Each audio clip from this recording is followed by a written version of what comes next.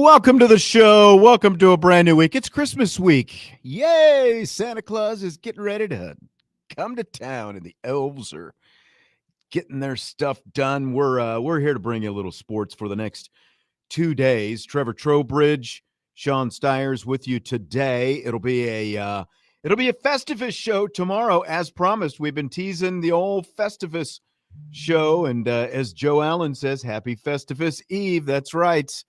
Frank Costanza's favorite holiday is coming up tomorrow. Some would say made-up holiday is coming tomorrow. But we are looking forward to it as we air some sports grievances on tomorrow's show. You might have to submit yours in advance, Trevor, so that you can make sure and get all your grievances in before tomorrow. Deal. I got a list, so I'll make sure I put that in.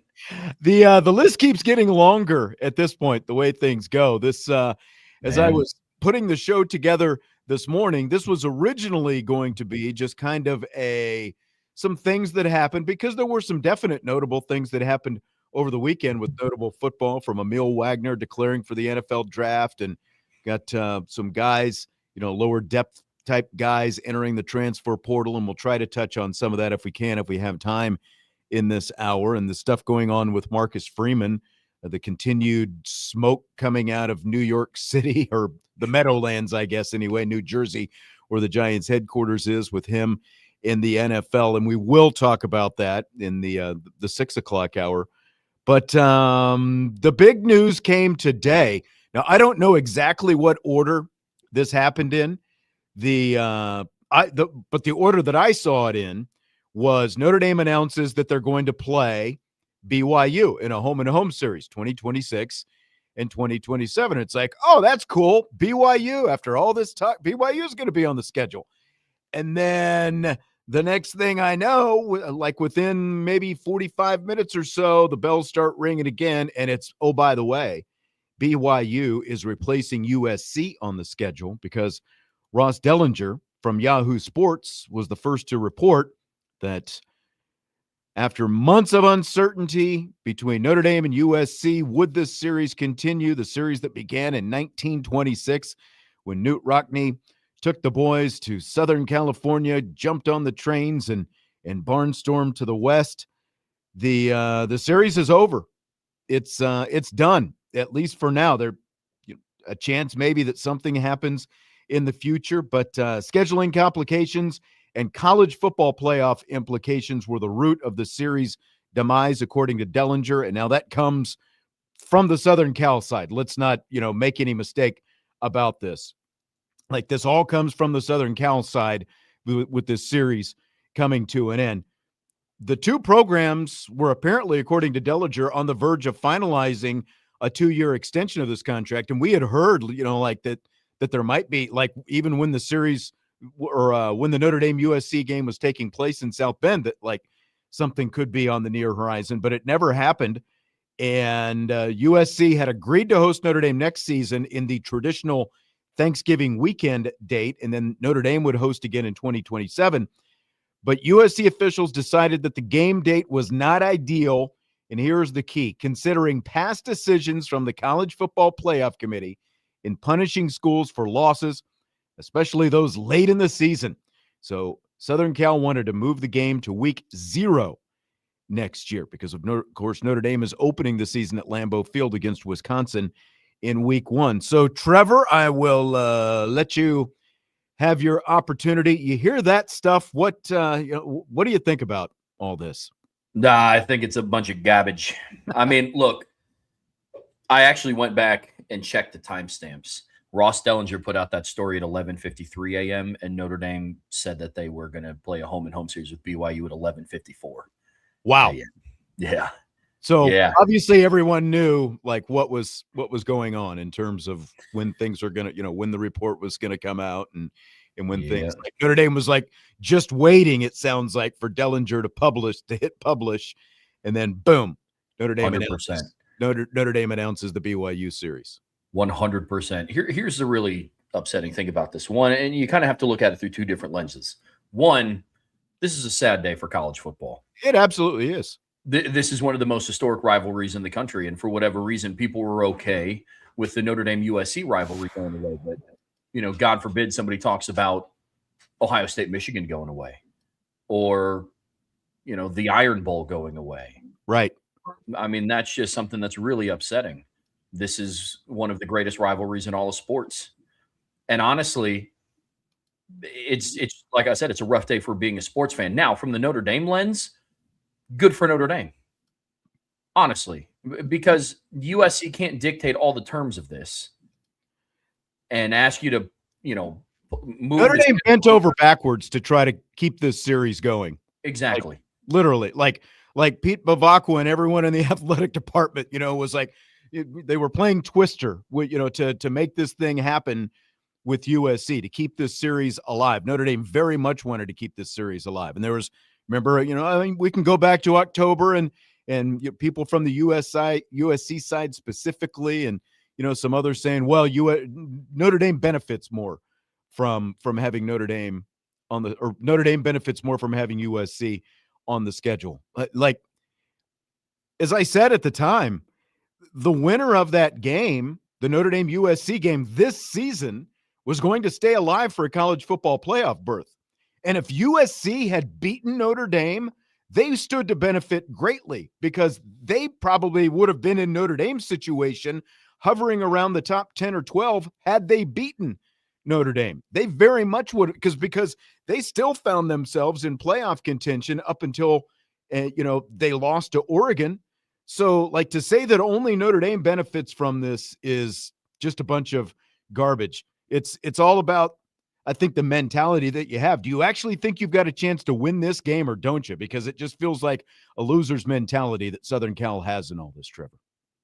No, it absolutely does. I mean, look, you read it off in the quote right here. Quote, but USC officials decided that the game date was not ideal considering past decisions from the College Football Playoff Selection Committee in punishing schools for losses, especially those late in the season. That tells me one of two things. One, USC, including their athletic director and their head coach, are not confident in their abilities to win this football game. That's what that tells me. And I understand it. They've played 15 times since 2010. Notre Dame's won 11 of them. Notre Dame has won 7 of the last 8 games and 3 straight. And the only win coming in that time was when you had a Heisman winning quarterback and a Biletnikoff winner in 2021 transferring to your school, talking about Jordan Addison.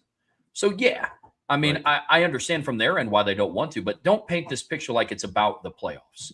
USC making this move is not them wanting to compete for a national championship. They just want an invite to the dance. That's all they want. Because if you truly value, they want to dump the scale. Yeah. Like, if you truly valued building a championship caliber team, you would want to play other championship caliber teams. And USC doesn't want to do that. They want to dumb their schedule down, just like Indiana has dumbed their schedule down. Like, look at what USC did. Petros Papadakis, a former USC captain and he's on Fox Sports. He also hosts a radio show in Southern California. He has been one of the most vocal critics of Jen Cohen and Lincoln Riley and the USC administration and everyone at USC for wanting to cancel this series. And I'll be curious to see within the next day or so what Petros has to say about this. I'm sure we'll see some clips coming up on social media. He's going to fire off on this again. We've played some of his comments over the last several months, going back to the summer and earlier this season when this game was coming up as well. But it would be beneficial for USC to continue to have a quality opponent like Notre Dame on their schedule. Because even if say you lose to Notre Dame, if you take care of business in 95% of the rest of your schedule, in other words, if you only lose one other game on your schedule and you lose to Notre Dame, that's 2 losses right there. Now, there are no guarantees that you're going to be in the playoff in that situation if you take 2 losses, which Notre Dame obviously found out this year. But at a very minimum, you are going to be sitting in that 8, 9, 10, 11, 12 range. You're going to be in the conversation if you're USC, and there are still benefits whether you win or lose that game against a quality opponent. See Notre Dame with the 2 quality opponents that they played at the beginning of the schedule. And even though they lost those 2 games, they won the rest of their games. And even though they got snubbed, and we all feel like they were snubbed and had the rug pulled out from underneath them, they were still in the conversation late in the season. And this whole, the committee punishing schools for losses, late in the season? Like, when did that happen? Like, I'd like to know what specifically they're talking about, because look at Alabama. They lost to Oklahoma at home on November 15th. What was the punishment for Alabama there? Like, I don't know what it is. And I realize USC is not in the SEC, but they're in the Big Ten. And the Big Ten and the SEC obviously run this whole show when you look at how many, teams each of those conferences had in there. And the fact that, we've talked about this before, that these Big Ten teams, and a lot of people just perceptually talk about Big Ten schedules like they are these power packed, like you're playing week in and week out. Like, look at the schedules that these Big Ten teams had, and like the contenders, Indiana being a prime example. They didn't play anybody in non-conference. Obviously, they played an FCS and 2 lower level group of 5s, and their schedule basically came down to Penn State and Oregon. And Penn State obviously didn't end up being what anyone thought they were going to be. They didn't even have to play Michigan this year. Now they'll get them next year, but that these conference schedules, especially in the Big Ten, it's like you're going to get probably 2 pretty good teams a year, and that's it. And that's very comparable to Notre Dame's schedule. And, again, like you flip it back to USC, that's it. Like, I don't understand, like, where this penalty for a late season loss came from. I mean, look at Notre Dame. Notre Dame took its losses at the beginning of the season. They didn't lose late. Now, obviously, had they lost late because they lost those 2 games, they would have been penalized. But if they had split those 2 games at the beginning of the season and then lost, if they had somebody better, obviously, later in the season and lost a game like that, I don't think it would have eliminated them, from consideration. But I just don't see where this is coming from. This whole, the committee penalizes late season losses. I don't understand where that's coming from the USC side. Well, I don't either. And let's talk about the flip side of the coin. The committee will also reward you for picking up a big win in the month of November. Again, this goes back to USC is not confident in their abilities to beat Notre Dame. So what are they doing? They're running from it because they're like, well, that's just going to be a loss on our resume. You're not going to convince me otherwise. I mean, imagine if Notre Dame likely with their schedule next season will be a top 10 team going into that November game, final week of the season. If USC handles business with their schedule, we're talking about a potential ranked matchup with playoff implications on the line. If USC is able to pick up that win, that could vault them into playoff conversation. Right. But they're only focused on the loss. Why? Because they've lost 7 of the last 8 and 11 of the last 15 and 3 straight. That's exactly. And that's, again, like we've talked, again, like we because this has been such a topic basically for the last 2 years now since it came up, and there's been so much uncertainty. We've talked a lot about it. Yet USMA 87 says a late loss only hurts you if you already have 2 losses. And so I don't know if that's what they're referring to because of the fact that they lost to Oregon later in the season and they already had 2 losses. So yeah, in that case, it does hurt you, but you might not want to lose to Illinois, I guess, in that, instance. Maybe that helps you a little bit. Again, if you take care of business and you even lose to Notre Dame and you lose to Oregon and your USC, like they were creeping back into the playoff picture as it was with 2 losses. They would be in the playoff picture with losses to Oregon and Notre Dame if they won out the rest of their games. But I agree with what you're saying. I think that they want to dumb their schedule down as much as possible, play nobody in the non-conference because, because of the myth of the tough Big Ten schedule, and then take their chances and just try to get into the playoff. Because I think, like with the Notre Dame thing, because like they're talking about the 2 sides are hopeful they can resume this thing in 2030. I think that USC is hoping that if they do something 5 years from now, well, maybe Marcus Freeman will be gone, and then their roster will be in a place where they actually have a chance to come in and beat Notre Dame because, they obviously had the number 1 recruiting class this year, and they think that the tide is going to start turning there and they're going to rebuild that roster. So maybe 5 years from now, it's a better matchup for USC. I'm sure that especially like from Lincoln Riley's standpoint, but probably from Jen Cohen's standpoint as well, that those things are factors. I mean, who even knows if Lincoln Riley will be around, but you know what I'm saying. Yeah, no, that's a good point. I mean, it's going to come down to if they reopen these negotiations and they come to the table, it's like, okay, we'd like to continue this in 2030. but we want it to be in week 1 or week 0, then Notre Dame should just walk away. It's like, fine, we haven't played you the last 4 years. We're doing just fine. And that's what this is. And that's what's really unfortunate about this whole thing. But maybe that could be a ploy. I mean, from Lincoln Riley, it wouldn't shock me. He ran away from Oklahoma when they were getting ready to join the SEC. Yep. He was a part of the downfall of the Pac-12, and now Yep. he doesn't want to play Notre Dame anymore because he's just afraid of elite competition, and it is what it is. Yeah, exactly. Do you want them at this point to even, resume this series if they can work something out by 2030? Like, where are you now especially after this news today? High-level college football fan in me is, I would love it. It's Notre Dame and USC. Those are two historic programs going back and forth. But now, based on the way the committee evaluates and how they just kind of move teams in and out of the playoffs at their will, let's be real about something here, Sean. Notre Dame adding BYU to their schedule in place of USC is getting a bump in strength of schedule. That's exactly right. It actually works out better for Notre Dame, assuming BYU is, close to next year, close to what they were this year. It's Notre Dame. I mean, I can't coin this as my own because Sean Davis asked me this earlier today in today's show. But he was like, when is the last time that Notre Dame beat USC and it bumped their resume? I mean, this year kind of, and then they lost to Oregon and people are like, okay, not as good of a loss. Certainly didn't in 2024. Right. I mean, they were undefeated and ranked 10th in 2023, and then they proceeded to lose 5 of their 6 last games. Yeah. And I mean, it bumped them for like a week or two, but then, as you said, once they start to spiral, it does nothing for Notre Dame at the end. And Notre Dame was pretty much already out of contention at that point, unfortunately.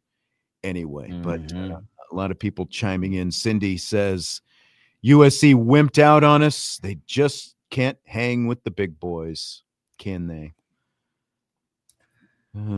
Joe says Notre Dame was already planning ahead with the Clemson deal, and that was a nice insurance policy that Notre Dame locked up with that deal with Clemson. I mean, obviously, with all the back and forth that had gone on, there was a lot of uncertainty, and they felt like they needed to lock up a long-term partner.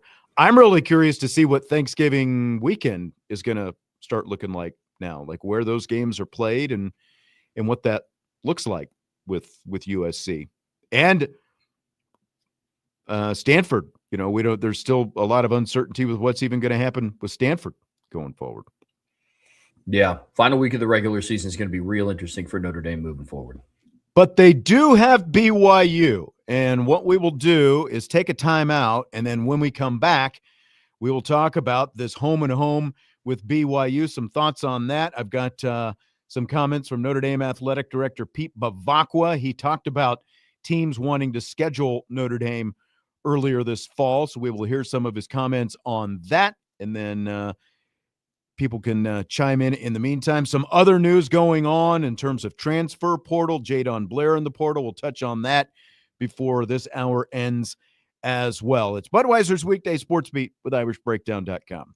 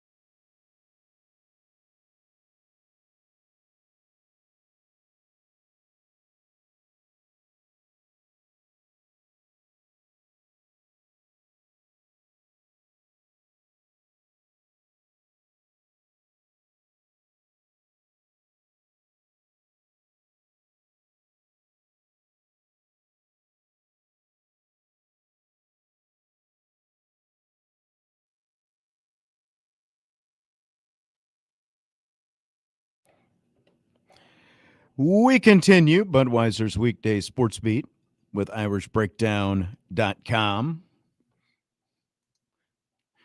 So apparently Joe in the YouTube chat is a USC fan. He says no one can answer why Notre Dame refuses to play week 1. They're not refusing to play week 1, except for maybe next year, because they already have a week 1 game scheduled. Joe, I don't know if you're familiar with college football scheduling, but these schedules are made years in advance. And Notre Dame has had, like, for one, Notre Dame was supposed to play Wisconsin at Lambeau Field 5 years ago during the COVID season, but obviously COVID interrupted that, and they had to push it to this season.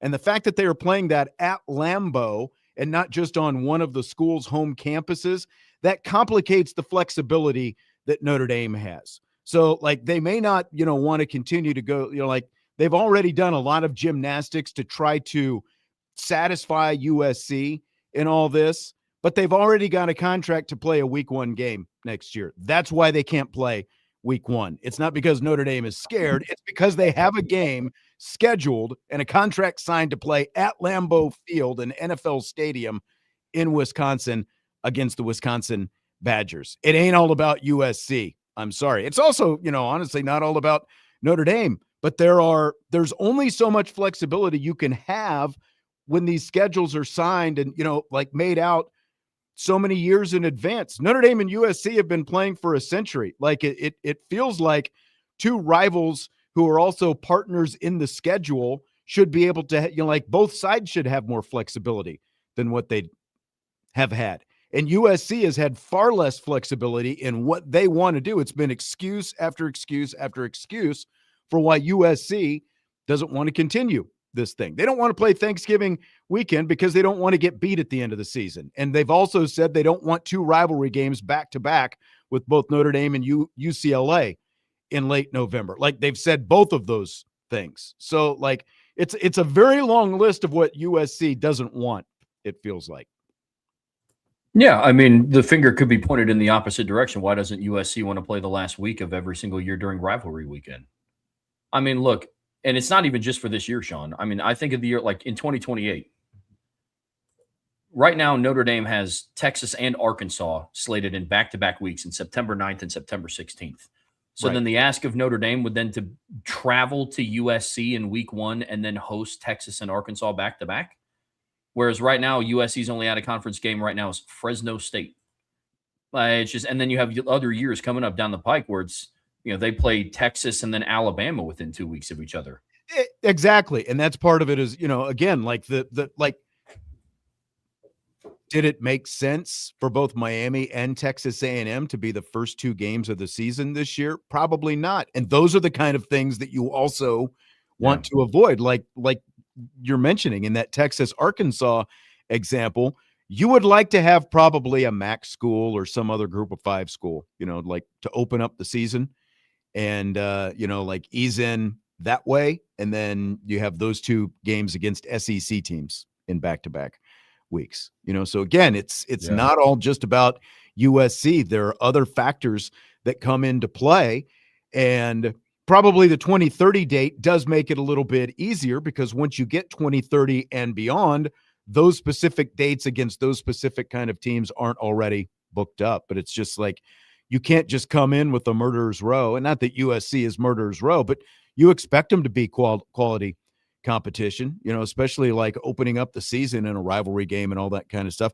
I've got no problem with putting the USC game at the beginning of the season, but it also can't be at the sake of Notre Dame's competitiveness. Like, they have to manage a schedule and put a schedule together that makes sense for them and not just for the other side. And right now, it's just like it like putting it at the beginning of the season predominantly makes much more sense for USC than it does for Notre Dame when you've got all these future schedules already worked out. Yeah, 100%. I'm with you completely. So back the week of the Notre Dame USC game, Pete Bavacqua, Notre Dame's athletic director, was on the Dan Patrick Show, and he talked a little bit about teams wanting to schedule Notre Dame. For us, we're lucky that we have a long list of really prominent teams that want to play us. They want to do home and homes. They want us to come to their stadiums. They want to come here to Notre Dame. And, that's great. And that's a fortunate position to be in. And that's the power of Notre Dame and the power of the program under Coach Freeman. So there you go. Pete Bavacqua talking about that long list. And Jack Swarbrick used to talk about that as well. And it's this whole Notre Dame BYU thing, 2026 and 2027. Again, that is what's up now that USC is off the schedule. Notre Dame will go to BYU next year. BYU will come to Notre Dame in 2027. And I think it's kind of funny with all this stuff that's been going on, with all the bluster from BYU fans talking about Notre Dame ducking them in the hard-hitting Pop-Tarts Bowl, and Brett Yormark, the Big 12 commissioner, ripping Notre Dame and, taking jabs at Notre Dame, and, all these supposed threats from athletic directors around the country who are going to freeze out Notre Dame when it comes to scheduling. Well, guess what? Money seems to win out every time. Like BYU was more than happy to schedule Notre Dame because they know they'll get a sellout crowd in Provo when Notre Dame comes to town. And they know they'll also get on national TV, both for that home game as well as their road game when they come here in 2027, Trevor. Absolutely. And I'll do you one even better. I guarantee that game's going to be on Fox. So ESPN can't even touch that money. There you go. But, the TV partner is happy. Like Fox is happy as well, right? Yeah. Yeah, absolutely. I mean, look, this was a very savvy move by Pete Bavacqua, in my opinion. We were kind of hoping to see, what he was going to do after the playoff snub and the comments from the ACC and the comments from the Big 12 commissioner. And his response was, okay, well, we're going to go and we're going to schedule BYU, and not in the Pop-Tarts Bowl. And that, do you know how easy of a selling point that probably was for Pete Bavacqua? Of, hey, look, why play us when you're not going to, get us with Jeremiah Love and Jadarian Price or Aamil Wagner? Hey, face us at our best. After we want to face you at your best, and we'll even come to you guys first, and we'll come to Provo. I mean, I think that's absolutely fantastic. I love. I think so as well. I think so as well. BB Rich in the YouTube chat says, "What a joke! Actually, what a joke! Y'all don't want to play them in the bowl, and y'all want to play in the regular season to make your Cupcakes G5 schedule getting even worse. BYU will not help your Cupcakes schedule." Okay. Not really sure what you're referring to with G5. That Notre Dame is not a Big Ten team, so they're not scheduling a bunch of Group of Five teams. Have they played Group of Fives? Yeah. Like last year, for example, they had to add Army to the schedule because Miami ducked out on that. Miami was supposed to come to Notre Dame last year, but they scheduled Florida A&M and they overscheduled. They scheduled a 13th game, so they were allowed to pull out of coming to Notre Dame last year so that they could host Florida A&M and get a cupcake walkover win. But again, like that's something that nobody nationally talks about at all. The fact that Miami pulled out of that and the ACC didn't make them stick to it in all this Notre Dame versus the ACC. How about the ACC saying, hey, Miami, this is that feels like that would be a pretty high profile game. Feels like that would be beneficial for everybody if you had stayed and gone to Notre Dame Stadium and played that game, but it didn't work out that way. So Miami is coming to Notre Dame next year instead. But I don't know. I mean, I guess if the standard for a cupcake schedule is 10 Power 4 opponents, then I don't really know what to tell you. D-Rock says the BYU deal must have embarrassed the Big 12 commissioner when what he said a week ago, conferences should freeze out Notre Dame. I'm going to be curious to see because this is only a 2-year deal. And so if Notre Dame and USC, if the earliest they're going to get back on the schedule together is 2030, that's 2 more years, 2028 and 2029 that Notre Dame is going to have to fill, that on the schedule as well. I don't know if potentially Clemson takes care of that since they've got that longer term contract, but having looked at I didn't look today. I don't know if maybe you've got that what those 28 and 29s look like. But I guess my point is we could be hearing pretty soon another new opponent maybe being announced for the 2028 and 29 seasons. Potentially on some of the future schedules, USC wasn't on there past 2026. So they were probably looking for him anyways. But yeah, very interested to see what gets announced. Yes. Okay. BB, let me know when you speak English and then we can talk once again. So some other news for Notre Dame that I wanted to get to. Something came out today. Jadon Blair, freshman safety, has entered the transfer portal, one of a handful of guys who have entered the portal for Notre Dame. And, this is it's a relatively big one, like a highly regarded, highly recruited guy, Jadon Blair. And there were a lot of expectations, both I think from his side as well as Notre Dame's side and the fan standpoint, obviously, for being someone, ranked as high as he was in the recruiting process, that he, might be able to come in and make some immediate impact. Unfortunately, that didn't pan out as a freshman, and now he's hitting the transfer portal. So what do you think about his decision on this, Trevor? I mean, it stinks because you understand the upside of what Jadon Blair had. I mean, Sean, you and I were both at spring practices. We were at the first day of fall camp, and we got to see some of the promise. And so you never want to lose an upside talent, in somebody like Jadon Blair. But then I think it's also a testament to the status of the roster right now. I mean, look, it's not like he was going to be a bona fide starter coming in this year. He would have had the chance to compete for a spot in the rotation.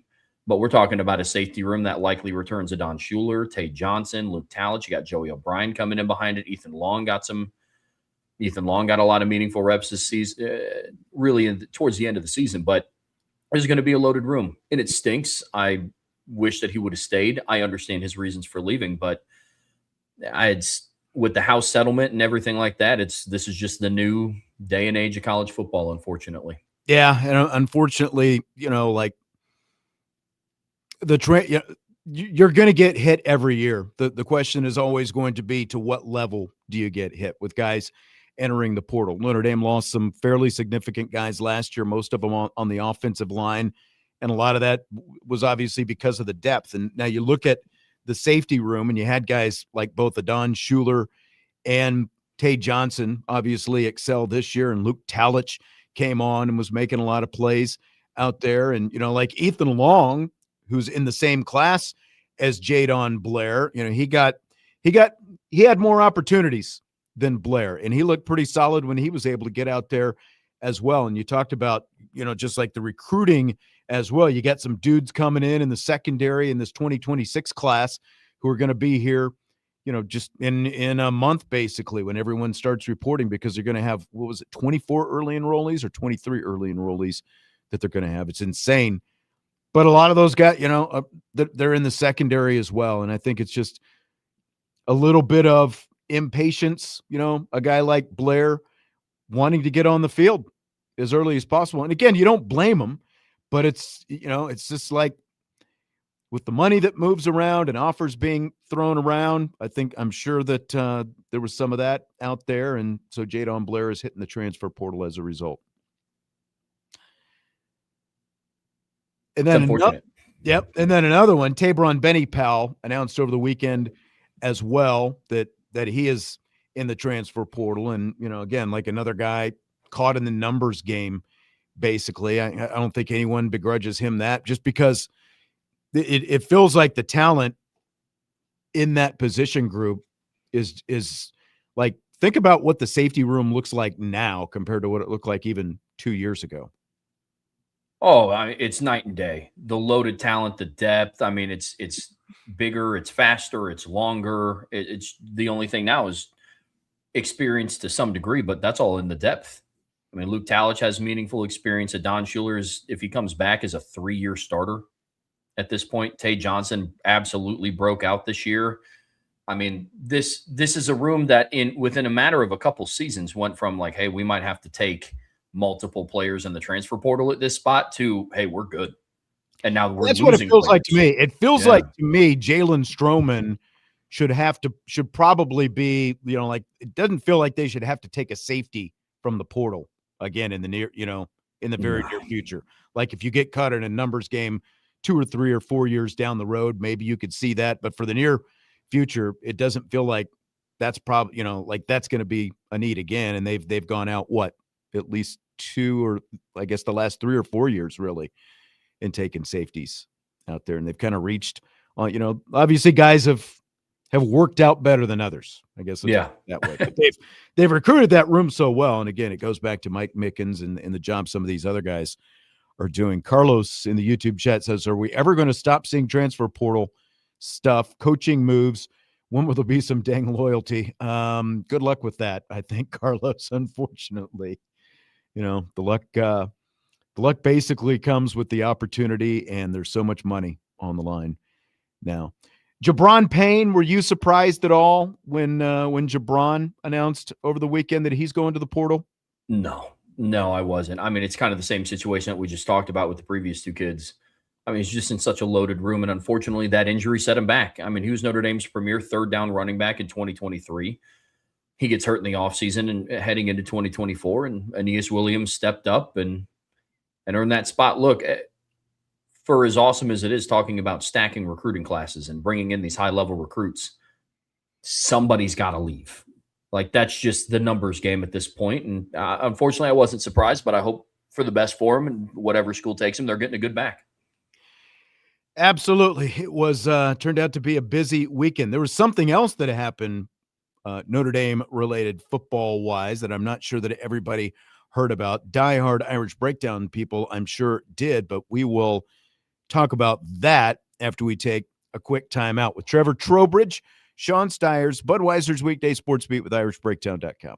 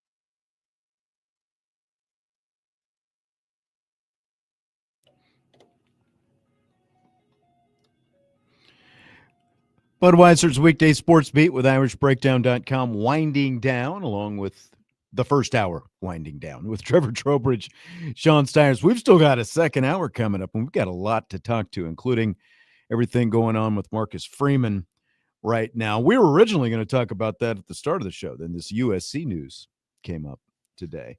We were talking about Jabron Payne, YouTube chat. Not sure what that handle is. There's some letters and numbers there, but they're basically asking Indiana. He was committed there before signing day. I mean, he was committed there. He followed Dylan McCullough from Indiana to Notre Dame, and obviously McCullough's with the Raiders now, and there's a different, Cignetti wasn't there when Dylan McCullough was there, so a different coaching staff. But I would say it's a possibility. I mean, Cignetti has obviously been wide open to taking guys from the transfer portal, so I wouldn't rule it out. From what I understand, like Jabron Payne knew coming into this year about the numbers. I think he thought that maybe he'd have a chance at, a little bit more playing time than what he has. But there's, like between McCullough and Sider, there's some differences in how they use that room. There's no doubting that. From what I understand, if Payne could have found like what he thought was a better situation for a landing spot, he would have hit the transfer portal last offseason, and now the writing is just on the wall. Even losing Jeremiah Love and Jadarian Price, you've still got Aeneas Williams and like you've got Kedron Young coming back, you've got Nolan James, and you've got Walton and Osborne both coming in. So he'll be able to go out, and I'm sure he'll find a nice power 4 spot someplace and be able to go and get plenty of snaps somewhere. Give himself an opportunity to show what he can do. Oh, absolutely. Big news of the day, if you're tuning in late, is Notre Dame and USC have ended their historic long-running rivalry. It has come to an end predominantly because USC decided they needed the game moved up to the front of the schedule.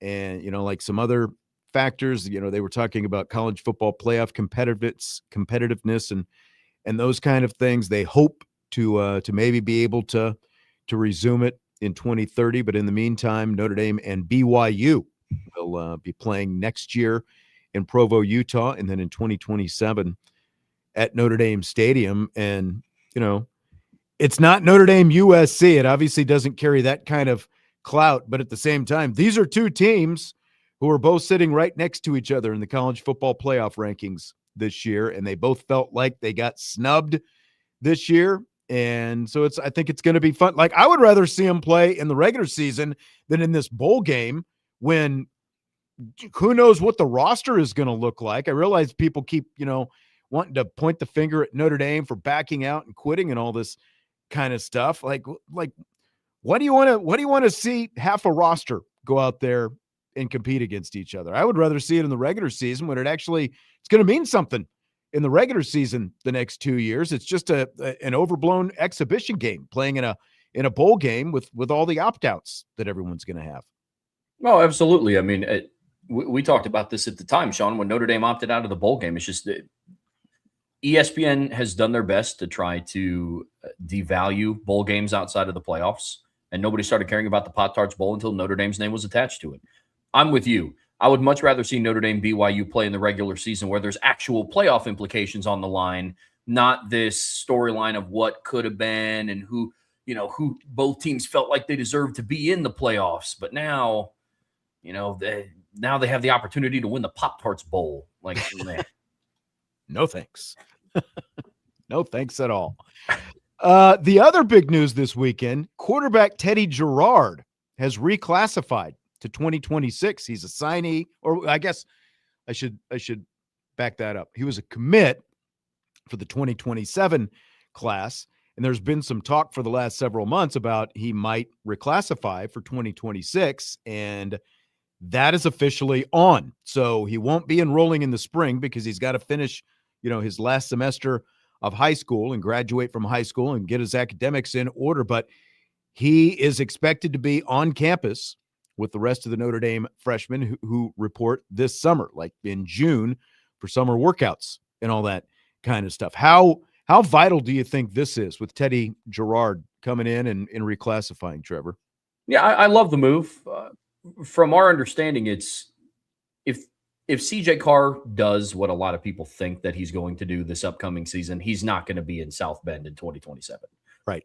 And so the thought behind it was, let's get all three of Blake Hebert, Noah Grubbs, and Teddy Gerard on campus, get Teddy reps with the scout team. And so then that way he has enough experience under his belt to compete for the starting job. I like that move. I think that move sets them up to not have to go and look into the transfer portal. Exactly. And I think you have three really high ceiling guys behind CJ Carr. And Sean, for the first time in years, Notre Dame's starting quarterback is actually in a position where he can also help bring along some of the younger quarterbacks. Whereas in previous years, because of the transfer portal, you had guys like Tyler Buckner and guys like Drew Pine helping teach Sam Hartman the playbook. Right. I mean, so now I love the development and what they're setting up in that room. Yeah, I think it makes a ton of sense because, like you said, you're going to have three guys who are all going to be really good. They will all be in there in that quarterback room, along with Gino Guidugli and Mike Denbrock and CJ Carr this year. And that like if CJ Carr makes the decision about a year or so from now, that, as you said, we probably expect that he's going to make if he takes another step and declares for the draft in 2027, then you're going to have potentially a three-man quarterback competition going on in the spring of 2027 for Notre Dame, and Gerard will be right there in the thick of it. So I think it's good for everybody, and it's pretty cool. Like the guy is obviously physically developed enough and smart enough that he's able to do something like this. So I like it a lot. And you get in that college weight room a year earlier as well. And I think that that's important for like these high school guys to be able to come in, the conditioning and put on a little extra armor to get ready for that as well. Oh, absolutely. I mean, and Teddy Gerard's older for his age, or older for his class. he long day, Sean. He is older compared to his class. Like he's older than Tiki Bullets. I know what you're trying to say. Yeah. I know what you're trying to say. Yeah, we got there. Yeah, we got there. But he's an older kid in his class. It works out well. Get him in the college, weight training program earlier. Get him in a college nutrition program earlier. I like the benefits. Are you saying he had a mustache when he was a freshman? Like, is that? I mean, probably. A few extra biceps. Oh, before we wrap up this hour, what happened to Notre Dame men's basketball yesterday? You've got a bye game against Purdue Fort Wayne, and they lose 72-69. Seemed like they had this momentum built up, getting ready for the Christmas break and getting ready to start ACC play, and then kaplooey. What the heck? I was speechless. You're still speechless, it seems. Still kind of am. I mean, it was a bad game, man. I mean, it was a rough game. They were ice cold. I mean, this was a very old school game of a 7 of 27 from 3-point range. Yeah, living and dying by that, and it's just, it was rough. Yep, it was so upsetting.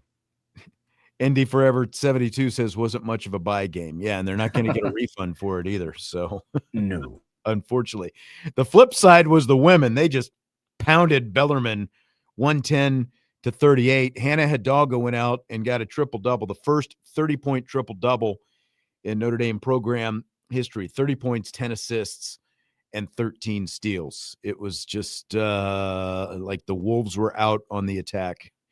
Had a feeling it was going to be pretty ugly, and that's exactly how it turned out. And so, much more positive for the women going into their holiday break. Let's put it that way. Understandably so. Yeah, there's a lot of work that has to be done before conference play starts for the men's team. Yep. And then a couple other players, Gisela Sanchez and Kassan Prosper, each had double-doubles. Prosper had 20 points and 14 boards for her fourth straight game with at least 20 points. So things going well as the women get ready to resume ACC play. They had their ACC opener a couple of weeks ago at Florida State, and a week from tonight, they will host Pittsburgh. That'll be their next game. And then we're going on the road for New Year's next week, Georgia Tech and Duke. So 3 games in 7 days coming up next week for the Irish women as they get back into play after the holidays. Okay, that's going to do it for the first hour of the show. We've got a lot coming up in hour number 2, though. This stuff with Marcus Freeman and the New York Giants keeps popping up, and we are going to talk about that and more. And I'll just Michael Johnson snuck this in just as I was getting ready to wrap up this hour. How long is KK Bransford out? They don't have a timeline right now. They are very hopeful and expect her to be back at some point this season, but they're not putting a timeline on it right now. It's going to be a while. Like, again, they haven't specified a timeline. I think a minimum of a month is probably what they're looking at, unofficially, but that's just me, just based on what I've seen. So I'd say a minimum of a month, and it'll just kind of be wait and see after that. But the good news is no ACL tear, any of that kind of stuff, and she will be back at some point. All right, the Marcus Freeman stuff and more coming up in Rapid Fire, hour number 2, Budweiser's Weekday Sports Beat with IrishBreakdown.com.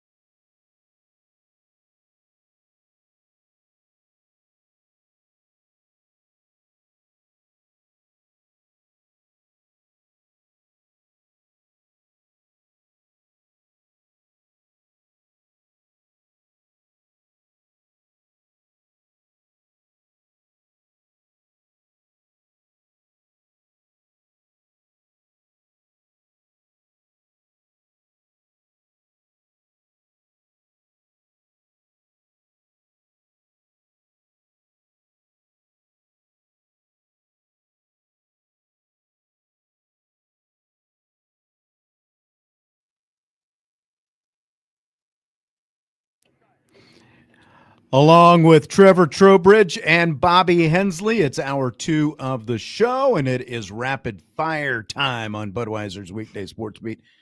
We're going to talk about Marcus Freeman here in just a second, but I feel like since we're living in radio world, we should probably re-drop the big news of the day for anyone who is just coming in and hasn't heard the news that Notre Dame and USC have gone splits. It's Splitsville for the Irish and the Trojans. They have ended their long-running historic rivalry.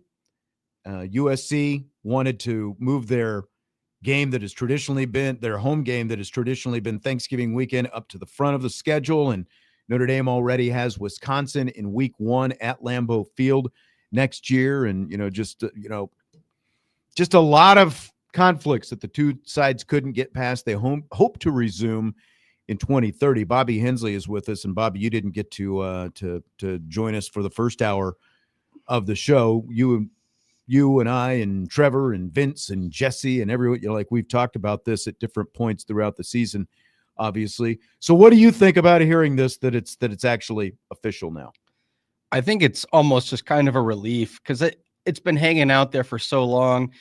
If you looked at their future schedules, the date was always TBD. I think when they didn't announce anything the weekend of the game this year, we kind of all knew it was coming, and it was just nice to finally get that finality of it. That at least we know what it is for right now. Felt like we knew it was coming, and now it is finally over, and everyone can just make other plans. And Notre Dame has already moved on to the next date. See ya, honey. We've got somebody else lined up over here. Don't let that door hit you in the butt on the way out. We're going to play BYU for the next 2 years. And I think people are really excited, don't you, Trevor, about this Notre Dame BYU home and home coming up the next 2 years? Yeah, I think so. Just especially with all the drama after the decision to opt out of the bowl and all the playoff discussion, it's definitely generated a lot more hype than what. It's not like none of this drama happened and then they scheduled BYU. I think this was the right opponent for this time. And again, we talked about this extensively in the first hour of the show today. So if you missed that, you can always go back to the YouTube channel and back it up to the beginning, whether it's Irish Breakdown or Sports Radio WSBT. And Trevor and I talked about it quite a bit in the first hour. And of course, when the podcast drop, you can always find it there as well. Little programming note. Don't forget, tomorrow is Festivus. There is a Festivus for the rest of us. Bobby won't be here to do the feats of strength with us, but it will be a 3-man weave on tomorrow's show though as well. Vince is going to come out of his health-related hiatus. Vince's favorite show is the Festivus show every year. So Jesse and Vince and I will be holding Festivus as we air our sports grievances. And trust me, I got a lot of problems with you people. We'll be doing that on tomorrow's show. Looking forward to that. I bet you do, Sean. I bet that's one of your favorites. Especially you, Bobby. I've got a lot of problems with you. Everybody knows that. Yeah, that's fine. I'm used to it by now. I got thick skin. All right, let's talk about Marcus Freeman, because this New York Giants thing keeps coming up. Mike Garafolo from the NFL Network says Freeman is a top candidate for the New York Giants coaching vacancy. And, I mean, I think we all get it at this point. With success comes demand. We can all concede that. Right. We talked about Diana Rossini's report last week that, the Giants were interested in Marcus Freeman. Before that, he became the betting favorite on, some of the sports books. And now you've got Garafolo has him as the top candidate, one of the top candidates for the job, the top college guy in terms of candidates for the job. So, Trevor, what do you make of all this, where this is with Notre Dame and Marcus Freeman and the New York Giants? I mean, I don't want to sound like a broken record here, but a lot of it is for clicks. He is one of the hottest coaches in college football right now, and he's put together 2 really good seasons for Notre Dame, played for a national championship a year ago, and I would argue, especially after the first round of this past playoffs, would probably be in line to compete for another one this year if they didn't get snubbed. And so I get it. I understand it. I don't see Marcus Freeman going to the NFL. I really don't. If he does, I'm going to think that's a very interesting decision. But, yeah, that's where I'm at with it. A lot of it's to drive clicks. So broken record, that's all we can be because it just keeps coming back, right? I think it's interesting the way all this stuff is worded because it's always the Giants are very interested in Marcus Freeman, but we never hear Marcus Freeman's interest in them or his desire to go pro. So I think it's all smoke and mirrors until Freeman has something out there. And I don't know, maybe you guys have an opinion, but if he's not saying definitively he's coming back, is that him showing interest? I know that he's had a good college career so far. It's young still, it's fresh, but two things. One, where do we really think that he's done that would show that he could be a pro coach? And two, I'm always curious because Sean brought this up a couple weeks ago, I think it was, because it's been the same topic that we keep talking about. What about why isn't Cignetti ever mentioned for these kind of things? Or some of the or Kirby Smart, some of the other college, is it because they're entrenched in their programs? So I get that. I understand why Freeman keeps coming up. He's probably the most personable guy. Everything looks good about him, but why him? And he hasn't said anything about wanting to go pro. So unless that's all happening behind the scenes, I don't know why we would have to think that he would be a candidate. Well, I think that it's just with him particularly, he's got such a different personality than a lot of these coaches. And he is so young, obviously, as well. And I think that plays a big part in like Curt Cignetti, Marcus Freeman. Could you have personalities than those two guys? That's a good point. I don't think so. And Marcus Freeman also, it was a cup of coffee, but does at least have some, he was drafted by the Chicago Bears, so like he at least had, like he's been in the NFL, but he obviously has not coached in the NFL. Now I disagree to an extent about what you're saying, Trevor, like about it being all for clicks, because like this kind of stuff, it's coming more from the NFL side as opposed to just the college side, So I do think that there's something to it. But to Bobby's point, what I would agree with is just like with the Chicago Bears thing last year, the Bears were very interested in Marcus Freeman. How actually interested was Marcus Freeman in the Chicago Bears? Like it doesn't feel like there was nearly quite as much interest. And also the fact that Notre Dame, went as far as they did in the college football playoffs all the way to the national championship game, that kind of, negated, I think, some of that. I do think that there is some leverage play here by Marcus Freeman's agent, though, as well. Like, I think that is a big part of it. And when you look at the fact that Marcus Freeman hasn't come out and refuted any of this, I think that comes into play. It's to Marcus Freeman's interest in terms of negotiating a potential extension with Notre Dame that he doesn't say anything right now. I mean, to a degree, sure. But is this going to happen every single time there's a coach's opening? I do agree with that. I do agree with that. Like that's, you know what I mean? Like I understand the leverage, but there's also no harm. Like I don't understand the ability to come out and say, yes, I'm staying. I will be here for this season. I'll be here for as ever long as they'll have me, yada, yada, yada. Well, but if you're negotiating a contract, that doesn't do Marcus Freeman any good to come out and say that, right? Well, agreed. But then he did it last year, and now we're doing it this year. And then next year when the Jets head coaching opening comes up, then it's going to be the same thing then. And then if Ryan Day ever leaves to go to the NFL, then it's going to be the same thing then for Ohio State. And then, if the Colts position ever comes open, then it'll be the same thing after that. I'm just saying this is a broken cycle. It's like, are we going to just see this every time there's a major coach's opening? That's my gripe with it.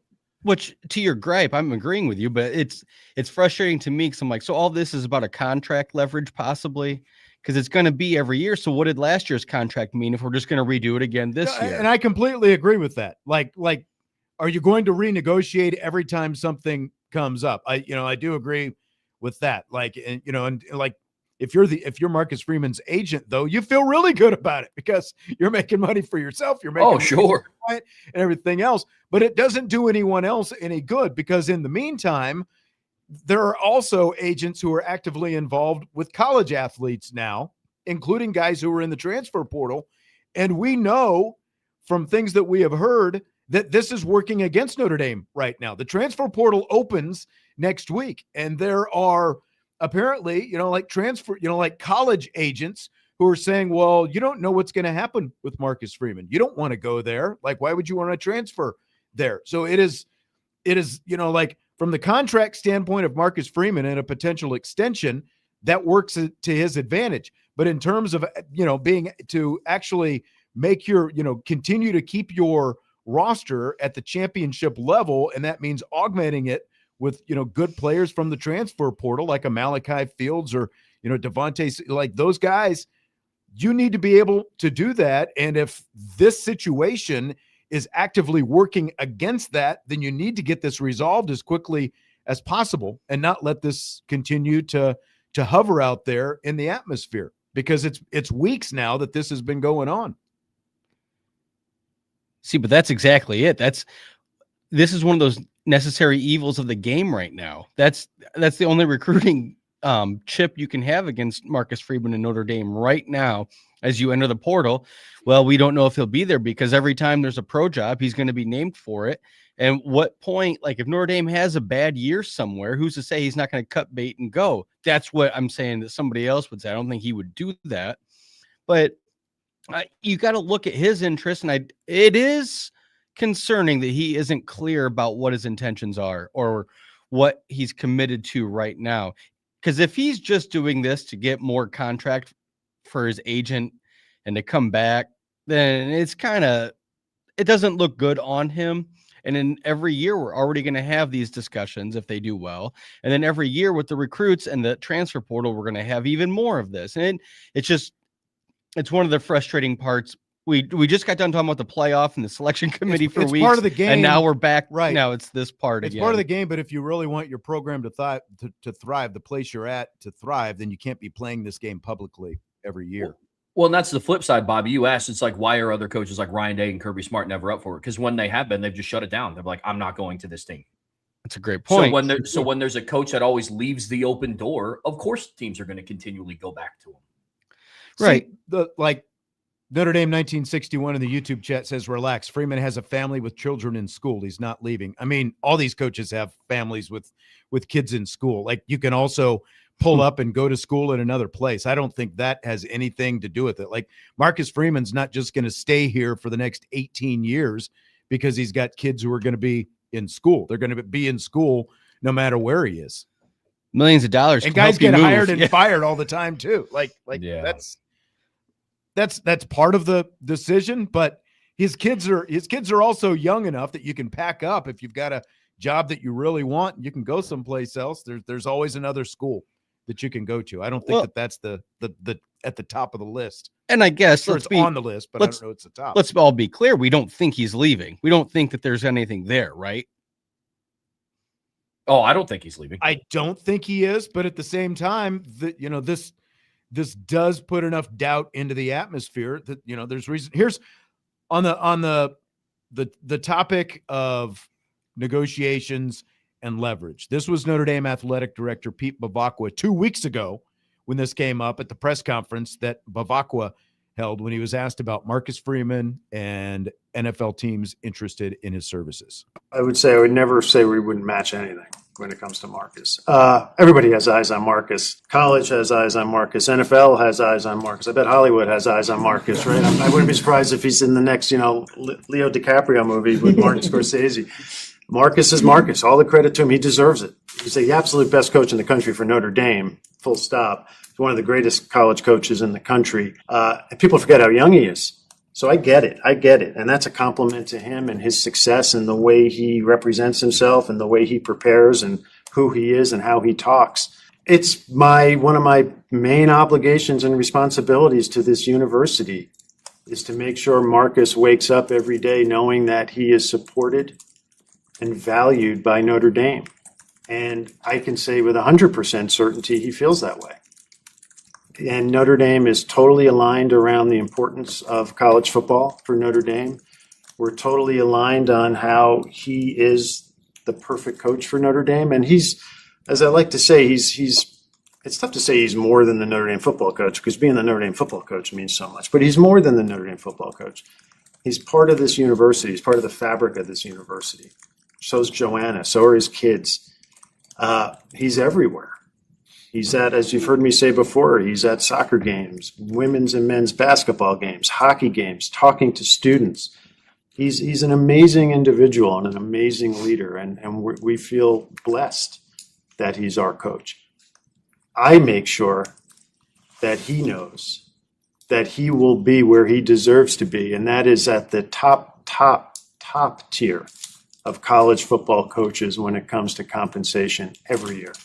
I view his contract, although a multi-year contract, as a living, breathing document that we will revise every year as need be to make sure he's where he deserves to be.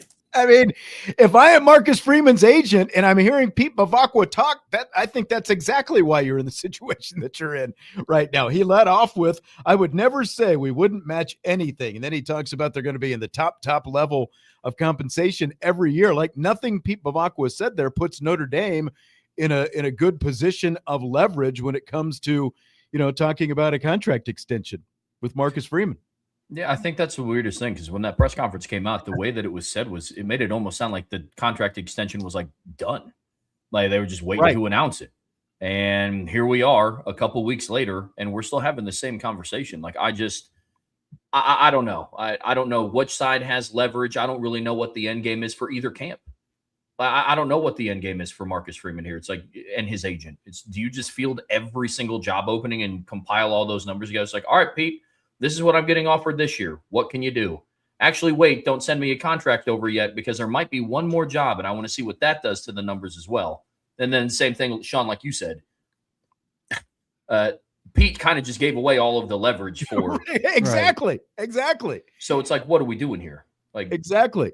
I do still have I do think that Marcus Freeman is going to sign an extension, and at some point we're going to hear about that extension. Again, the transfer portal opens January 2nd. Maybe that happens before the portal officially opens on January 2nd. I don't know. I will also say this, because specific to the New York Giants, well, I'm sure that Marcus Freeman is flattered by, this NFL interest. And again, it's a huge leverage point for him when it comes to negotiating with Notre Dame. The Giants situation is trash. Not a good one. No. That is right. There is no denying that. And I think that even the most ardent New York Giants fans would admit that as well. It makes sense that the Giants would covet Freeman to some extent. Their general manager, Joe Shane, is from Elkhart, he grew up a Notre Dame fan. So I'm sure that, maybe some of that comes into play with seeing the success that Notre Dame has had under Marcus Freeman, that, soft connection that he has there with Shane growing up in the area. Shout out Elkhart. You know what I'm saying right there, Trevor. But I think Joe Shane is in over his head as a general manager of the New York Giants, though. I'll give him the fact that he's young. He fixed the Giants salary cap when he took over a few years back, and he modernized some things in an organization that kind of needed to be drug out of the Stone Ages to some extent. But to me, Joe Shane comes off as a naive guy who's a so-so talent evaluator, and outside of the fact that some of their first round picks that they've hit, but they're first round picks, I would hope you're going to hit more times than not in the first round. I mean, their roster shows it, though, when it comes to the talent evaluation. Then you throw in the fact that he blew the Saquon Barkley thing on TV on HBO's Hard Knocks after the Giants had resisted forever doing Hard Knocks. They finally do it, and then he's on camera just, okay, Saquon, walk to the Philadelphia Eagles, basically. He brings over, he and Brian Dable were a pair coming over from the Buffalo Bills together. They've got to fire him. They came over together. In the meantime, he let Brian Dable draft Jackson Dart before he fires him in the middle of the season, and Dart is good. Let's see if he can stay healthy in the long term, but they've got a horrible offensive line because, again, what has Shane done to address that? And then they drafted Abdul Carter, which, everyone obviously felt good about Abdul Carter at number 3, but you're already hearing about character issues with the guy that they drafted with the 3rd overall pick. Where's some due diligence there? So I just think that the New York Giants situation would be a horrible one for Marcus Freeman to walk into the way it's set up right now. And you're not even mentioning that Daniel Jones walked away from him, and he's had pretty good year. He did. Yeah. So the Giants is the lynch in this, the linchpin to this, because I don't think that they know they can get him. I think they're just trying to run it up the flagpole to try and get a splash higher because, again, I don't know that college coaches going pro works that often anyway. So I don't know why at such a young age Marcus Freeman would want to risk leaving Notre Dame when he's elevated them above anything that Brian Kelly could do here. So there's just so many reasons that none of this makes sense. But to me, the biggest part of it's the Giants. Now, if Andy Reid were to retire and the Chiefs were looking at him and he has Mahomes and a solid team like that, that might be kind of tempting. But the Giants, that's somebody's going to go there for a year and a half, get fired again. So why would you do career suicide and make yourself go there and then never get a shot at the pros again? Hope to get a mid-major college job to build yourself back up, because that's what's going to happen to whoever goes to the Giants. Honestly, like with everything going on with Tomlin in Pittsburgh, like if I were Marcus Freeman, like that would be the one that I would be looking at, because at least like they have stability within their organization much more so than a lot of these other places.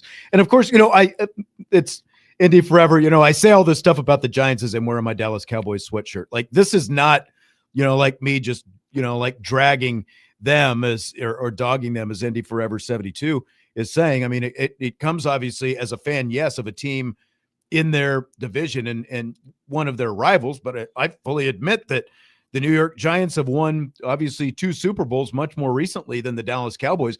That was with a different set of management in place, though, when they were doing things a lot differently. Like those rosters were a heck of a lot better back then, and where they are right now is nowhere close to where they were 10, 12 years ago in that prime when Eli was there. And now they have a good running back that's coming off of a really gruesome injury that they don't know what they're going to get out of him. We've got to take a break, and then we will resume Rapid Fire and Budweiser's Weekday Sports Beat with IrishBreakdown.com.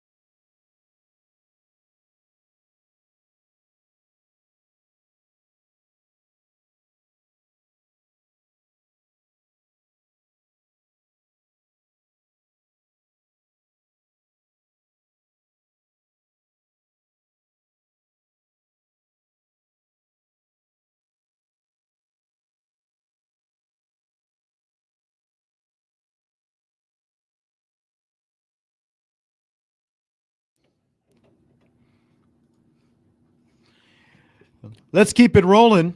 Rapid fire. Budweiser's Weekday Sportsbeat with IrishBreakdown.com. Don't know how rapid it is after that first segment. Yeah, we filled some time. Wanted to get a couple of super chats in here that had been Love sitting that in there. profile photo. Craig, the Miami Dolphins. Heck yeah. Craig Sebring. Thanks for the super chat. He says, Marcus Freeman's not leaving, especially for the Giants. Book it. I tend to agree. That's it. Bobby and I were talking during the break, and, the other factor in this whole thing, like I just outlined why the Giants would not be an organization to go to for Marcus Freeman. You factor in, like, this guy has only been a head coach for 4 years. He's never coached in the NFL, even as an assistant coach. And it feels like, again, like when you look at the specific organization that's being talked about, that doesn't seem like a good fit where the general manager could be on the ropes within a year or two. And he hasn't won a college championship yet. I think if he won a college championship, then there might be something with that. Yeah, I was just about to say, I love Marcus Freeman, and I echo everything that Pete Bavacqua said about him and in the press conference. He's the right fit for Notre Dame. But also, if I'm an NFL GM and I'm looking to hire a coach, the 2024 season so far for Marcus Freeman's tenure has been the outlier.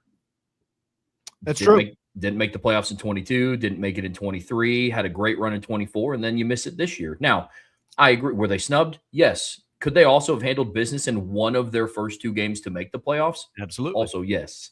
So, yeah, just a lot of things working, but I agree with where you guys are coming from. Outbound in the YouTube chat says Freeman's not saying anything because he is going to be asked all about the college football playoff snub. He doesn't have to do a press conference to say anything. Like they can post something on social media. They can release a statement from him, saying, hey, I'm staying it. I'm happy at Notre Dame. I love it at Notre Dame, whatever it happens to be. But can't wait to get back to work. That's, Brian Driscoll actually reached out to someone over there yesterday, and they said no statement is forthcoming at this point. So is what it is. James with another super chat. Notre Dame, Miami, end of the year every year. Who says no? Not me. I'd take that. Would you take that if it was Thanksgiving weekend every year? Would you do a long-term contract with Miami? Yeah, I think it'd be great to watch him come up to South Bend at the end of November every other year, like do some sort of home and home. I think that'd be great. I mean, they're coming up at the beginning of November this year. To answer the question, I think the only one that would say no is the ACC, who's trying to rotate opponents for Notre Dame. But that'd be great for Notre Dame. It'd be great for Miami. I think so as well. A lot of people not happy about Micah Shrewsbury's team losing to Purdue Fort Wayne yesterday. I don't. Some of these handles. I don't know. It's been like, are we going on like a month since YouTube wiped out all the actual handles, and like we've got these weird usernames in the YouTube chat here that you can't read. But basically, this guy says Shrewsbury's a total embarrassment to Notre Dame, putting the hoops program back 30 years after Digger Phelps was gone. I don't know if I quite agree with that. Yesterday was not good. Like, we can all agree on that. Losing a home bye game to Purdue Fort Wayne is not good, but I do feel like we should probably let this season play out. There is still a full 2 months plus of ACC play to go, and still a chance that they can play themselves into the tournament. Let's at least wait and see what things look like. And I do feel like we all should be able to make a real full evaluation of Micah Shrewsbury by the end of this season.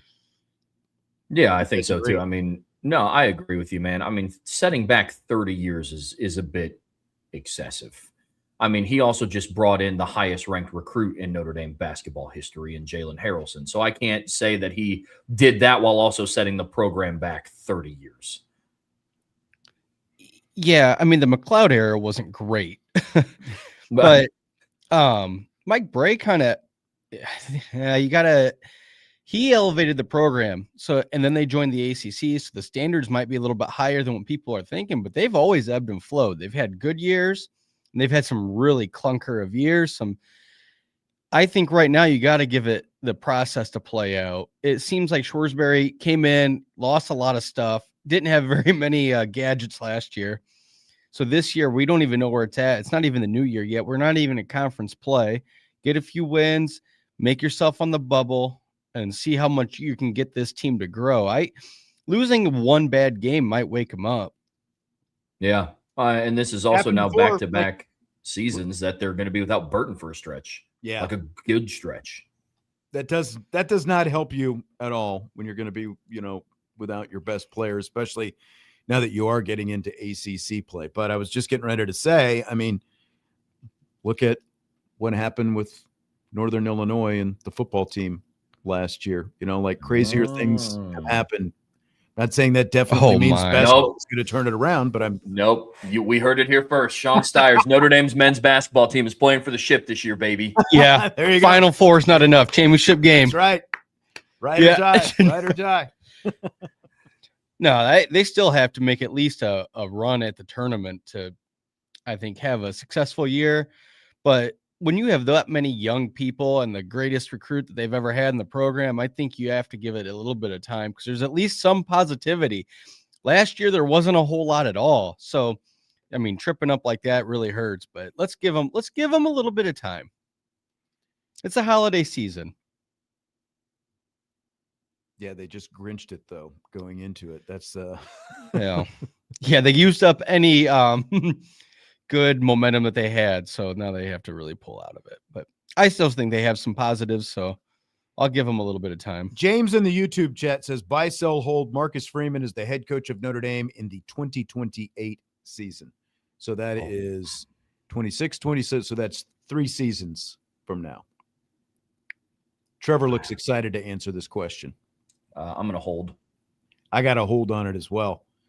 Because, again, I agree with what you're saying, Trevor, and I think we've talked about it before. Like, he just did a contract extension last year because there was interest from outside. And we heard that comment from Pete Bavacqua saying, it's like the contract is like a liquid situation, but he's always going to be, top compensation and all that kind of stuff. Well, it's one thing when you're competing with other colleges, in terms of salary and contracts and everything else. It's another thing when you get the NFL into the picture. That's a whole different level to compete with. So, but I'll say bye because I think I agree with what you were kind of saying about the Giants. It's not that he just wants to be a pro coach. It would have to be a good job. How many pro jobs do you think right now opening would actually be better than the job at Notre Dame? If you were a free agent, would you rather be a Notre Dame head coach right now as Marcus Freeman? Yeah, but I mean, that's what happened. Like, there's always going, again, like I mentioned the Pittsburgh Steelers as an example. Now, their roster in comparison to the New York Giants might not even be as good as the Giants, but that's because they have won so much over the years and they've never been high. Like they've never been so bad that they got like a top 10 pick or a top 5 pick, where you're going out and getting that kind of guy, so like they've been so consistent over the years that it just hasn't cycled out. So, that's probably from a roster situation, not the greatest, but again, in terms of organization and support, and those kind of things like that, to me, it's one of the better run historical organizations ever. I mean, like, look at the fact that you've had 3 head coaches, I think, in the last 60 years or something like that of the Pittsburgh Steelers. I think that says something for the stability that you get at a place like that. Other organizations like the Bengals, the Jets, like walking dumpster fires, just stay away as long as you can. But then, the other side of this is look at historically what the Detroit Lions were and how they've turned around so much in the last few years with a new general manager and a new head coach, and I think that you definitely have to have good synergy there. So, yeah, but then he has to get linked up with a good general manager first to try and get the job. I just don't think that any of those openings on the good teams that would be more appealing than Notre Dame, I don't think they're going to be open and available to him. Because, those guys, like the Steelers could probably recruit any coach they wanted in any form of football. Why would you take a risk on a guy that is college, that's had 1 playoff run? And I'm not saying he's not capable of more or a great hire. I'm just saying that they could probably find whoever they want. No, I agree with that. But Jack Swarbrick also took a risk on a guy who was a complete, had zero head coaching experience when he hired Marcus Freeman. And it's turned out pretty well. And I think that, again, part of that, his personality, the way he runs things, the way he does things, there's a lot of appeal there to the NFL side. I tell you what, we better take our last break and then we'll come back and wrap things up. Got a little bit of playoff talk to jump in here before we wrap things up tonight with Trevor Trowbridge and Bobby Hensley. Sean Steyer's Budweiser's Weekday Sports Beat with IrishBreakdown.com.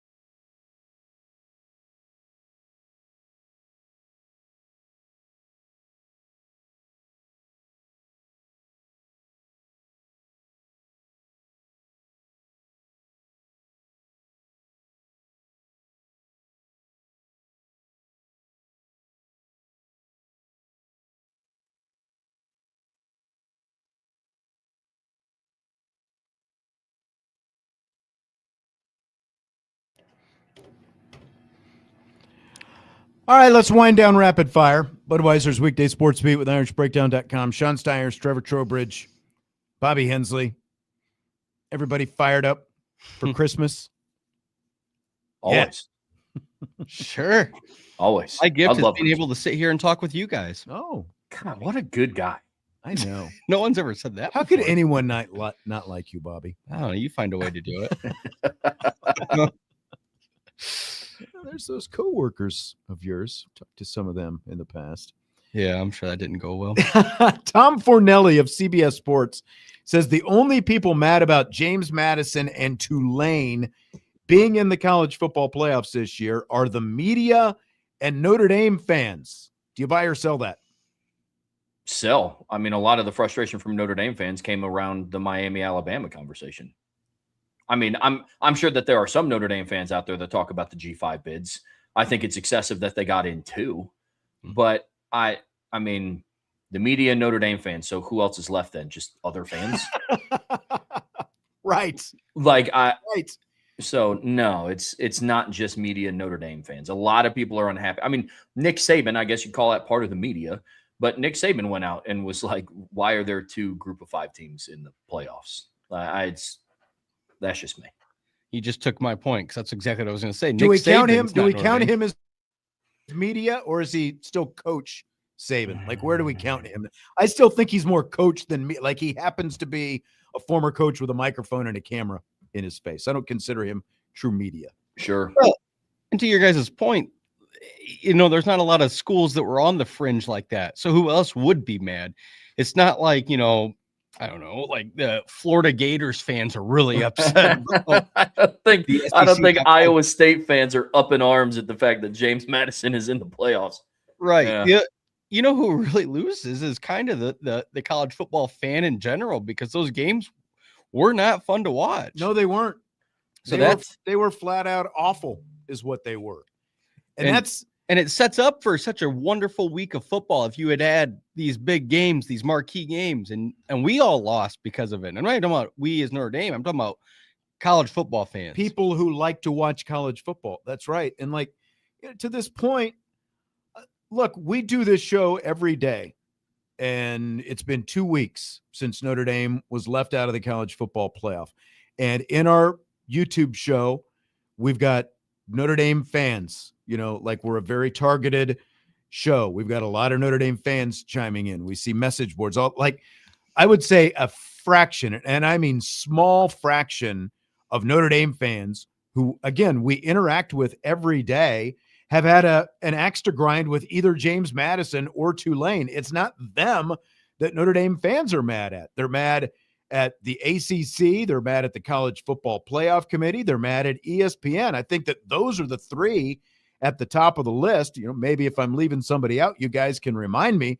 But I don't think that any, I won't say any, but it's a very, very small fraction of Notre Dame fans who have any ire directed specifically at Tulane or James Madison. Like, a loophole got James Madison in, the system got Tulane in. That's just the way it is. They're not mad specifically at them. They're much more mad at the whole system and the process of the selection, I think, than anything. And, for Fornelli to say this, what just cracks me up about this whole weekend is, again, it's been 2 weeks since Notre Dame was left out. And what kills me now, again, there were a lot of Notre Dame fans obviously tweeting and, some Notre Dame media tweeting about what was going on.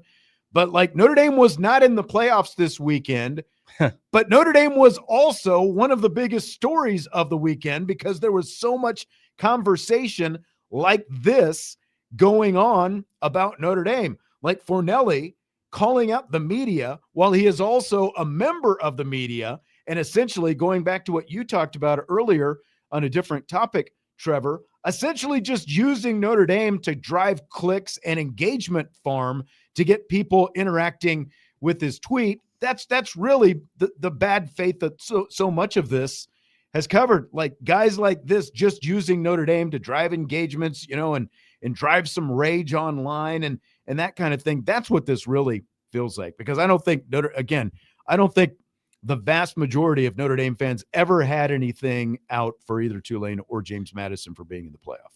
No, I mean, the reason why Notre Dame's name was brought up consistently is because there's a lot of dollar signs attached to Notre Dame's name when it gets brought up on TV, written in articles. And let's just call a spade here, gentlemen. These past 4 playoff games were garbage. I mean, I don't care that Alabama came back from 17 down. That was a really sloppy, ugly game. The Miami-Texas A&M game had a whopping combined 13 points scored. Ugh. That was terrible. And I thought I was upset at Notre Dame's kickers' problems. And then you have the Ole Miss and Oregon games that just nobody – I mean, and ESPN knew they weren't going to get watched. They were aired on True TV. Like, it's just the college football playoffs, so it's just – it is what it is, man. But I'm hoping with more marquee matchups, I guess you could say, in the quarterfinals, hopefully just the Notre Dame discussion can just be something of the past. Well, it just seemed like even last year, the IU Notre Dame game felt magical around campus and living in South Bend. Like that meant something. This year it was almost like, yeah, let's just get to the next round and see what happens. And to your point about this whole topic, I went to Ball State. We had one good year where we were 12-0. If another team got in from a different conference, I would, as a Ball State person, I thought, crap, that sucks that they got in and we didn't. But I wouldn't have thought we should have two teams from lower conferences in the playoff. Exactly. I didn't even ask you guys, how much college football playoffs versus NFL did you guys watch this weekend? 50-50 split. I traveled a lot this weekend, so Okay. I didn't get to watch a whole lot. But, I watched the Alabama-Oklahoma game. It was gross. Watched some of the Miami-Texas A&M game. That was grosser. So, I'm like Trevor. I watched a little bit of the A&M and Miami game. Not much, though. And before halftime, I turned it off because it was already unwatchable to me. And then I didn't watch the other three games because didn't really care. Well, the two games involving Group of Five. Okay. Ole Miss, hey, let's go down and score the first two times we have the ball. Okay, that game's over. Right. Next, turn the page. I watched a little bit of that. I watched the end of the Miami A&M game just because I flipped over, saw the score. It's like, well, close game. Last 4 minutes or whatever. I'll stick here. Watch that. I watched just minimal Alabama and Oklahoma, and watch none of the Oregon James Madison game. Just hurts because they could have and I had watched so a ton many of NFL. matchups. Yes. Bobby, appreciate you as always. Trevor, appreciate you as always. You guys have a great Christmas. Be safe if you're traveling out there, and we'll talk to you again soon. Budweiser's Weekday Sportsbeat with IrishBreakdown.com. The Festivus Show comes your way tomorrow. The airing of sports grievances. You won't want to miss it. We've got it right here.